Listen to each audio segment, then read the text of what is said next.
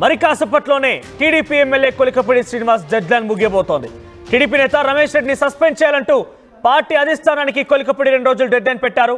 అయితే 48 గంటల్లో సస్పెండ్ చేయకుంటే ఎమ్మెల్యే పదవికి రాజీనామా చేస్తానంటూ కూడా కొలికపూడి అల్టిమేటం జారీ చేశారు. కొలికపూడి వ్యవహారం పైన అటు టీడీపీ అధిష్టానం కూడా ఒక నివేదికను కోరింది. గత 10 నెలల నుంచి జరిగినటువంటి ఘటనలపైన నివేదిక ఇవ్వాలని చంద్రబాబుకు ఎన్టీఆర్ జిల్లా టీడీపీ అధ్యక్షుడు చంద్రబాబు ఆదేశించారు. ఆయన్ని regional coordinator Vijayawada MP report తయారు చేశారు.